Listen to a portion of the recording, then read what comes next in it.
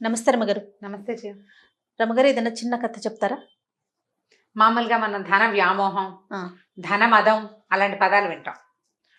అంటే ఎవరి దగ్గరైనా డబ్బులుంటే వాడికి నడమంత్రం అలాంటి వాడతాం కదా. అంటే అవునో కాదో కానీ డబ్బులు వచ్చేసిన వాడికి ధైర్యం వచ్చేస్తుంది కదా. నేను గ్రేట్ అనే భావన ఆటోమేటిక్గా వస్తుంది.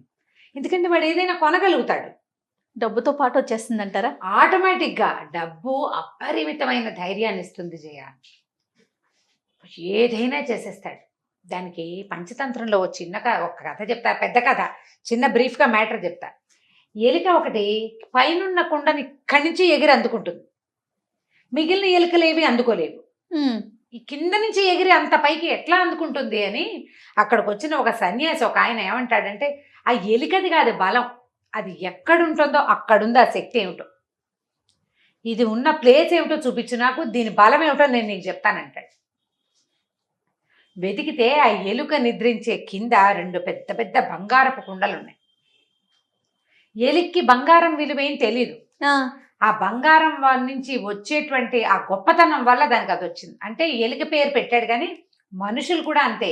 వాడికి స్వతహాగా ఏమీ శక్తి ఉండదు, యుక్తి ఉండదు, ఏమీ ఉండదు, మామూలుగా ఉంటాడు. సడన్గా వచ్చి డబ్బులు పడిపోతే వాడు ఏదైనా కొనేసుకోగలడు, ఏదైనా అనే ఫీలింగ్ వచ్చేస్తుంది. చూసావా లోపల? దాన్ని అర్థమవుతుంది కదా, డబ్బు వల్ల మనం ఏం చేయగలం అనేది తెలిసిందా ఇంకా వాడిని పట్టలేం. వాడిని పట్టలేం. దాన్ని ధనమదం అంటుంటారు. ఆ కథని అట్లా చెప్పారు మనకి పంచతంత్రంలో. అదే ఎలుక్కి వచ్చిన బలం ఎందుకు వచ్చిందంటే దాని కింద ఉన్న డబ్బు వల్లే. ఆ డబ్బులు తీసేసాక అది బలహీన, అది ఎత్తుకోలేదు, ఎగిరి పట్టుకోలేకపోతుంది. అంతేగా, ఎగిరి కింద పడుతుంది అన్ని ఎలుకల్లాగానే. దానికి తెలిసిపోతుంది నా బలం అంతా పోయింది అని. డబ్బు పోతే బలం పోతుంది, నీకు బలం కావాలంటే డబ్బు సంపాదించాలి అని చెప్తుంది పంచతంత్రం. ధనమే ప్రధానమైన బలం మనుషులకి. అయితే దాని మీద ఒక చిన్న చందమామ కథ చెప్తా. ఒక ఊళ్ళో ఒక వీరయ్య గారని ఒక ఆయన ఉన్నాడు. ఈ వీరయ్య గారికి ఓ భార్య కొడుకు ఉండేవారు. పిల్లవాడు కొంచెం 4-3 ఏళ్ళు వచ్చాక భార్య రెండోసారి కనలేక చనిపోయి, ఈయన ఏం చేశారంటే ఈ పిల్లాడిని చూసుకోవటానికి చంద్రమతి అని ఒక ఆవిడని మళ్ళీ పెళ్లి చేసుకున్నారు. ఆవిడ మహాసౌందర్యవతి. ఆయనకి బాగా భయంగా ఉండేది, ఇది సౌందర్యవతి ఇది ఏం చేసేస్తుందో అని. పిల్లాడిని సరిగ్గా చూడదేమో అని అనుకునేవాడు. కానీ పిల్లాడు మాత్రం ఆవిడకి బాగా మాలిమయ్యాడు. ఆవిడ కొంచెం వయసు పెద్దదే, లేట్ మ్యారేజ్ ఆవిడకి. పిల్లాడితో చాలా బాగా ఉండేది. పిల్లాడు పిన్ని కలిసి ఉండేవాళ్ళు. కానీ ఈయనకి భార్య మీద అనుమానంగా ఉండేది. ఇది ఇంత అందగత్తె, ఏం చేస్తుందో. అక్కడి నుంచి ఆస్తి అంతా దీనికి అప్పచెప్తే ఇదేం కొంప ముంచుతుందేమో అలా అనిపించి ఏం చేసేవాడు, ఆలోచించుకుని నేను పెద్దవాడిని, నాకు ఏదైనా ముంచుకొస్తే చాలా కష్టమని ఆస్తులు గీస్తులు అన్నీ అమ్మేసుకుని బంగారం రూపంలో ఏర్పరచుకున్నాడు. అన్ని బంగారు నాణేలుగా ఏర్పరచుకున్నాడు. మామూలుగా ఏదో తినడానికి ఉండడానికి ఇల్లు వాకిలు ఏవో ఉన్నాయి. ఏం చేశాడు, ఆ బంగారం దాచిన డబ్బంతా, ఈ బంగారాన్ని అంతా 2 పెద్ద పెద్ద బిందెల్లో నింపి తనకి ఇంట్లో ఒక సుబ్బయ్య అని ఒక పనివాడు ఉండేవాడు.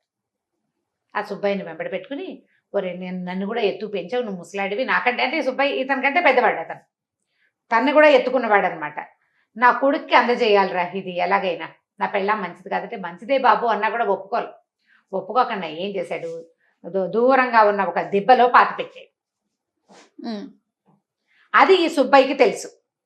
సుబ్బయ్యకి చెప్పాడు, నా పిల్లాడికి చూపించు ఈయనది. పిల్లాడు కొంచెం పెద్ద అయ్యి వాడు బుద్ధిమంతుడు అయ్యాక కొన్నాళ్ళు ఇలాగే గడిచింది. పిల్లాడిని ఎక్కడికో చదువుకు పంపించాక పిల్లాడు కాస్త 16-18 ఏళ్ళ వాడు అయ్యాడు. సడన్గా ఈ వీరయ్య గారు కాస్త పోయాడు. పోయేసరికల్లా మరి ఇంకేం చేస్తారు, పిల్లాడు వచ్చి ఇల్లు వాకిలు చూసుకోవాలిగా. ఇది రెండో ఆవిడ చంద్రమతి కూడా 2-3 పిల్లలు కలిగారు.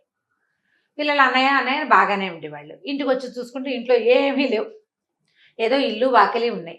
సంపాదించే తండ్రేమో చచ్చిపోయాడు. మనకు అంతకుముందు ఉన్న ఆస్తి స్వాస్తి ఏమీ లేవు. ఇప్పుడు ఏదో ఉన్న 10 రూపాయలతో 4 రోజులు గడిచాయి. తర్వాత ఇంకా డబ్బు అవసరం. డబ్బుల కోసం ఆలోచించుకుంటే తల్లి ఏమని చెప్పిందంటే, నాయన మీ నాన్న మనకు అక్కడ పొలం ఇక్కడ స్థలం అన్నీ అమ్మేశాడురా, అమ్మేసి బంగారపు కాసులుగా మార్చాడు. వాటి ఎక్కడో దాచిపెట్టి ఉంటాడు. ఇల్లంతా వెతికారు తల్లి కొడుకు కలిసి, అన్ని పక్కల ఎక్కడైనా తవ్వి పూడ్చిన ఇవి ఉన్నాయేమో అని. వీళ్ళకి ఎక్కడా దొరకల. ఒకవేళ ఇంకా ఎక్కడైనా మన పాత పొలాల్లో ఎక్కడైనా పొలంలో కానీ కూర్చాడేమో. సుబ్బయ్యని అడిగితే తెలుస్తుందని. అక్కడి నుంచి ఏం చేశాడు ఈ కుర్రాడు, వాడి పేరు చంద్రం. ఆ చంద్రము ఈ సుబ్బయ్యని, బాబాయ్ మా నాన్నని కూడా ఎత్తు పెంచావు నువ్వు, మా సంగతి నీకు తెలియంది కాదు, మా నాన్న ఏం చేశాడో తెలియదు. గరువు మీద పొలం అమ్మేశాడు, పక్క ఊళ్ళో ఉన్న ఇళ్ల స్థలాలు అమ్మేశాడు, గొడ్లు అమ్మేశాడు, బళ్ళు అమ్మేశాడు. అమ్మేసిందంతా ఏం చేశాడు అని అడిగితే బంగారు కాసులు చేశాడు రా మీ నాన్న అన్నాడు. ఎక్కడ పెట్టాడు బాబాయ్ అన్నాడు. ఫలానా ఓ చోట పొలంలో పెట్టాడు రా. నీకు తెలుసా బాబాయ్ అన్నాడు. తెలుసురా అన్నాడు. అయితే నాకు చూపిస్తావు బాబాయ్, చూడు ఎంత కష్టపడుతున్నామో అని బతిమలాడాడు. అలాగే నీకు చూపించమని మీ నాన్న చెప్పాడు అన్నాడు. సుబ్బయ్య చంద్రము ఇద్దరు బయలుదేరారు. ఇద్దరు బయలుదేరాక కొంత దూరం బాగా పొలాల్లోకి వెళ్ళారు. నిర్మానుష్యంగా అయిపోయింది. సడన్ గా ఈ సుబ్బయ్య అక్కడ దాకా వెళ్ళాక ఒక రకంగా లాగుతున్నట్టుగా, ఎవరో పిలుస్తున్నట్టుగా ఈ కుర్రాన్ని వదిలేసి గబగబా నడుచుకుంటూ వెళ్ళిపోయి ఓ చోట నిలబడి, ఏంటి నీకు అంత ఆశ? డబ్బులు కావాలా నీ బతుక్కి? నీ మొహం చూసుకున్నావా ఎప్పుడైనా అద్దంలో అని కుర్రాన్ని తిట్టడం మొదలుపెట్టాడు. వీడు నిర్ఘాంతపడి, ఇదేమిటి ఇప్పటిదాకా బాగానే ఉన్నాడు బాబాయ్, ఉండి ఉండి బాబాయ్కి ఏమొచ్చిందో వీడికి అర్థం కాలేదు. అదేమిటి బాబాయ్ అంత మాట అన్నావంటే, లేకపోతే నీకు ఇంత డబ్బాస్ ఎందుకు, ఎలాగోలాగా బతుకు. అసలు ఆ డబ్బంతా ఎక్కడుందో నాకు ఒక్కడికే తెలుసు. డబ్బు ఎక్కడుందో తెలిసిన వాడికే అది అనుభవించే యోగ్యత ఉంటుంది. నువ్వెవడివి మధ్యలో? నువ్వు పెట్టలేదు, నీకు నీకు తెలీదు. నువ్వు పెట్టండి, నీకు తెలియంది నీకెందుకు కావాలి? ఇంకా నీకు అక్కర్లేదు, నేను నీకు చచ్చినా చూపించను. ఆ డబ్బులు నావి, అవి ఎక్కడున్నాయో నాకే తెలుసు అన్నాడు. అనేసరికి కూరాడికి ఏడుపు వచ్చేసింది. ఏం చేయాలో తెలియలే. అక్కడి నుంచి బాబాయ్ బాబాయ్ ఇంటికి వెళ్దాను రా బాబాయ్, పిన్ని చూస్తుంది బాబాయ్, మా అమ్మ అదంటుంది బాబాయ్ అని బతిమలాడి ఇంటికి తీసుకుపోయాడు. తీరా ఈ స్థలాలు దాటి ముందుకెళ్ళంగానే బాబాయ్ మామూలుగా అయిపోయాడు.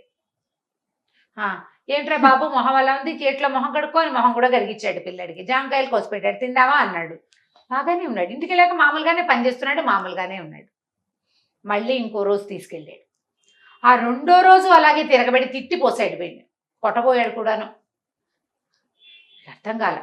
అమ్మకి చెప్పాడు, ఎక్కడుందో తెలుసు, ఇంట్లో ఉన్నంతసేపు చూపిస్తానంటాడు, ఎక్కడికో తీసుకెళ్తాడు, తీసుకెళ్ళాక చూపించడు, పైగా తిట్టిపోస్తున్నాడు. ఆయన సరకలు ఇవ్వండి నాయన, ఏదో విశేషం ఉందిరా ఇందులో, మనకు అర్థం కావటం లేదు. మీ నాన్నకి ఫ్రెండ్ ఒక ఆయన, తెలుగు పండితుడు ఒక ఆయన ఉన్నాడు ఆ ఊళ్ళో. నాన్నకి ఫ్రెండ్ కదా, రామశర్మ ఏదో ఆయన పేరు, బ్రాహ్మణ అయినా ఆయన దగ్గరికి వెళ్ళు, ఏమైనా ఐడియా చెప్తాడేమో అంటే వీడు పోయి ఆ రామశర్మ గారి దగ్గరికి వెళ్ళాడు. చంద్రం, ఇలాగా పంతులు గారు మా నాన్న ఎక్కడో పెట్టాడండి, సుబ్బయ్య బాబాయ్కి తెలుసు, నన్ను అక్కడ దాకా తీసుకెళ్లేసరికి తిరగబడిపోతున్నాడు. ప్రతిసారి ఎక్కడికి తీసుకెళ్తున్నా అంటే ప్రతిసారి ఒకే వైపుకి తీసుకెళ్తున్నాడు. 3 సార్లు వెళ్ళారు అప్పటికి, 3 సార్లు ఇదే జరిగింది. ఆయన సర్కల్ ఆయన నవ్వాడు. ఓ పంచే, ఈసారి తీసుకెళ్ళి మళ్ళీ, అయితే ఎక్కడ నిలబడి నిన్ను తిడుతున్నాడో అక్కడ ఒక గుర్తు పెట్టుకురా, అతను నిలబడ్డ చోటే పెట్టాలి నువ్వు దాన్ని. ఇంటికి వచ్చేసాక అప్పుడు మళ్ళీ వెళ్దుగా నువ్వు అన్నాడు. అనేసరికి సరే అన్నాడు. మళ్ళీ బాబాయ్ డబ్బులు ఎక్కడన్నాయో చూసి తెచ్చుకుందాన్ని రావా అని తీసుకెళ్ళేసరికి వాడు చర్చి తిట్టిపోసాడు ఆ బాబాయ్ వీడిని. మళ్ళీ అక్కడ వీడేం చేశాడు, వెళ్ళేటప్పుడే ఒక చిన్న కర్ర పుల్ల తీసుకెళ్ళాడు ఇంటి దగ్గర నుంచి. తమ పేరు చెక్కి ఉన్న పుల్ల ఒకటి పట్టుకెళ్ళాడు, ఒక దీని లాంటిది, వాసాల లాంటిది. ఆ వాసాన్ని అక్కడ పాతి పెట్టేసి బాబాయిని తెచ్చేసాడు ఇంటికి. తెచ్చాక ఆ రామ్ శర్మ గారిని వెంట పెట్టుకుని తీసుకెళ్తే ఎక్కడైతే సుబ్బయ్య నుంచున్నాడో అక్కడ తవ్వితే 2 బిందెలు బంగారపు బిళ్ళలు దొరికినాయి. అందులో వీళ్ళ నాన్న రాసిన ఉత్తరం కూడా ఉంది, ఈ సొమ్ము నా కొడుకు కుమారుడైన చంద్రానికి చెందాలి అని. ఇదేంటండి పంతులు గారు విశేష విచిత్రం, ఆ బాబాయ్ చాలా మంచివాడు, ఇంటి దగ్గర మా ఇంట్లో పనిచేస్తున్నాడు కూడా, ఇంటి దగ్గర ఉన్నప్పుడు వెళ్దాం నాయన అంటాడు, ఇక్కడికి రాగానే లేకపోతాడు అంటే అదేరా నాయన ధనమదము. అక్కడికి వచ్చేసరికి ధనం అట్లా ఆశ పుట్టిచ్చేస్తుంది, అట్లా పాడు చేస్తుంది. వాడు ఎంత మంచివాడు, ఇది దాటేసరికి మళ్ళీ మారిపోతాడు. ఆ కాస్త తప్పేసరికి మారిపోతున్నాడు. లక్షణంగా ఇంటికి పట్టుకెళ్ళి వాడుకో, మీ నాన్న నీకోసమే దాచిపెట్టాడు, ఉత్తరం కూడా రాశాడంటే ఆ 2 బిందెలు మోసుకుని ఆ సుబ్బయ్య కూడా 10 రూపాయలు ఇచ్చి అందులో ఇచ్చి మళ్ళీ ఇల్లు వాకిళ్ళు సంపాదించుకుని పిల్లాడు వ్యాపారం చేసుకుని సుఖంగా ఉన్నాడు. అదే ధనబలం. ధనబలం అదే, డబ్బులుంటే దన్ను అంతే. డబ్బును అందుకే అదే చెప్తారు, యస్యాస్తి విత్తం నరహ కులీనహ అని చెప్తారు. వాడి దగ్గర డబ్బు ఉందో వాడే గొప్పవాడు, వాడే గ్రేట్, వాడు ఆటోమేటిక్గా గ్రేట్ అయిపోతాడు. గ్రేట్నెస్ ఉన్నా లేకపోయినా తనకి తను ఉన్నట్టు ఫీల్ అవుతాడు. అది ఉంటే చాలు, డబ్బు అంత పనిచేస్తుంది. కాబట్టి సంపాదించాలి, అది ఖచ్చితంగా సంపాదించాలి, అలానే నిల్వ చేసుకోవాలి, సేవ్ చేయాలి. అదే రైట్ రమ్య గారు, నమస్తే అండి. నమస్తే జయ. ఈ వీడియో కనుక మీకు నచ్చినట్లయితే లైక్ చేయండి, షేర్ చేయండి. మరిన్ని వీడియోస్ కోసం మా ఛానల్ని సబ్స్క్రైబ్ చేసుకోండి.